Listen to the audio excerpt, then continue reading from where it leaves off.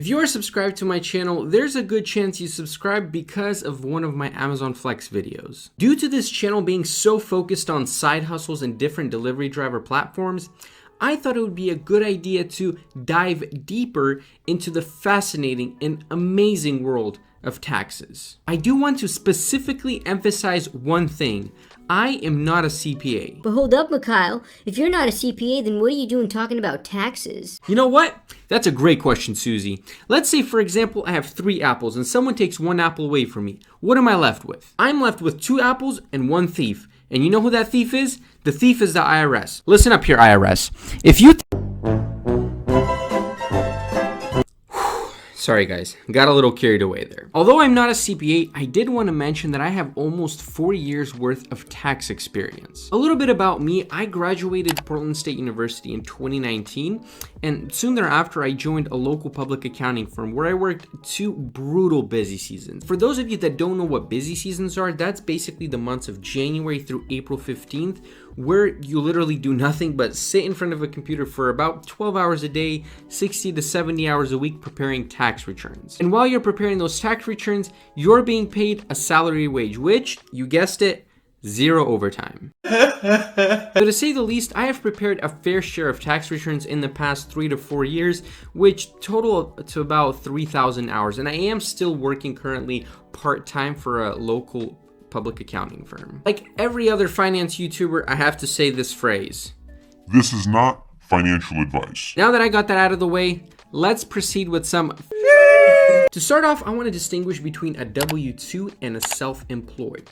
So when you're a W-2 employee, you're basically working for an employer and you're being paid an hourly wage. And so from the hourly wage or the paycheck that you receive, federal and state taxes are withheld. Since that happens, you are not able to deduct any expenses that you incur while you're working. There are a few scenarios where you might include some of your expenses on the Schedule A of your tax return, but that's a different subject and that happens pretty rarely. As a self-employed, you get paid directly without having any taxes withheld. So if you are a W-2 employee, even though you do get a $25 an hour rate, let's just say, you will probably see about $18 to $20 of that on your paycheck. As a self-employed, you will receive the whole $25 an hour, but now you are responsible to pay for your own taxes, which can be done in a form of estimated tax payments, which we will talk a little bit later. Being a delivery driver, it's important to remember a few things. Yes, you are your own boss, but you are also your own boss when it comes to keeping track of your income and expenses. Keeping track of your income can be fairly simple. You can use an Excel spreadsheet and write down every single time you get a payout from the delivery driver platform, or you can use apps like Mint, which I personally really like. With Mint, you can connect your bank account to the app, and basically all your income is going to roll through the app and you can organize it to wherever you want, whatever category you want it to go. It's basically like a budgeting app. As far as expenses go, there are a few methods. So the first method is the standard mileage rate, which I have talked about in my prior videos. And the second method is the actual expenses method. So let's start off with the standard mileage deduction method. This method basically means that for every single business mile that you drive, you can deduct a certain amount of cents per mile. And every year it fluctuates. Like last year in 2021, I think it was around 56 cents. Currently in 2022, it's 58.5 cents. And so now we might be wondering, how do we track our miles? Well, there's a few different apps out there that can help you do that. I personally haven't used them, but according to pennyhoarder.com, the top 3 apps are Everlance, Stride, and TripLog. So feel free to check them out. I'll put the link in the description for you guys and to go check out what these apps are all about. When you go to a tax preparer to do your taxes, there's a good chance that they will ask you for your total miles for the year and also your business miles. And why they want both numbers actually leads me to the next method of how to keep track of your expenses, which is the actual expense method. The actual expense method might be a little more complicated for some people just because you have to keep track of all your specific expenses, which could be car washes, oil changes, the gas expense obviously is the big one.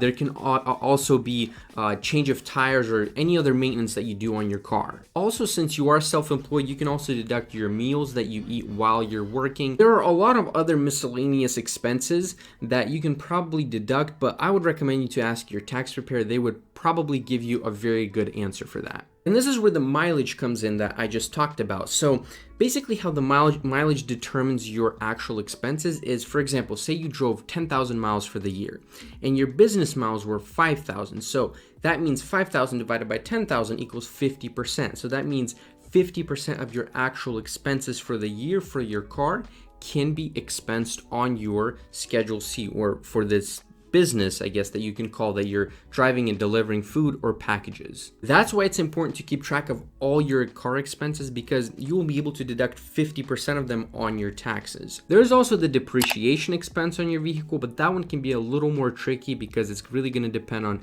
how much you use it for personal, how much you use for business. And again, for that one, I'd recommend you guys talk to your CPA or tax preparer, whoever is going to be doing your taxes. When it comes to the standard mileage method and the actual expense method, most drivers use the standard mileage method just because it's a little easier to keep track, and oftentimes it gives you a higher deduction than actual expenses. If you're a truck driver, there's a good chance you might be using actual expenses just because it's a lot more expensive to maintain a truck rather than a smaller car. Like, for example, what I have, a Toyota Prius. I do want to address a few comments that were mentioned in my Amazon Flex videos where stated that I was doing the calculation incorrectly just because I wasn't including the taxes that I was supposed to pay Uncle Sam. On one hand, someone might say, yeah, true, because you really don't pocket the $20 to $25 an hour that you technically claim you do. But let me ask you this, do you pocket that $25 per hour that you make at your W-2 job?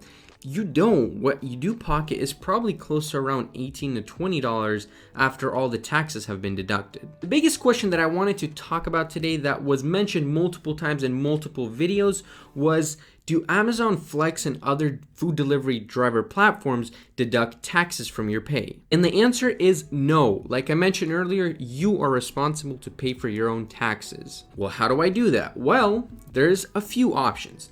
One option that some people decide to choose is they decide to pay the taxes at the end of the year, but that could cause a few little issues. Let's say, for example, year end comes, you're doing your taxes and you see that your tax bill is over $1,000. Well, in this case, you're going to be actually penalized. It's called the underpayment penalty. If you didn't make payments throughout the year, unfortunately, that's what the IRS are going to do. And so what I recommend all of you guys do, especially those that work on these delivery driver platforms full time and make good money, send in payments as estimated payments throughout the year. This can be done electronically through the IRS website, or you can also send in paper checks through the mail. A good practice that a lot of self-employed drivers do, and that I also recommend, is to send in those quarterly estimated payments that you can receive from your tax preparer or whoever is going to be doing your taxes in the prior year, because when year end comes, I don't think you guys would want to get slapped with a huge tax bill, which, trust me, I have seen people that have run into that,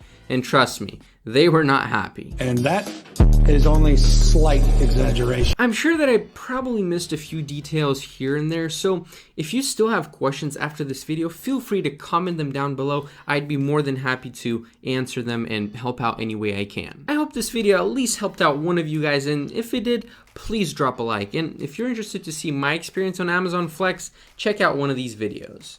Thank you guys for watching, and until next time, до свидания.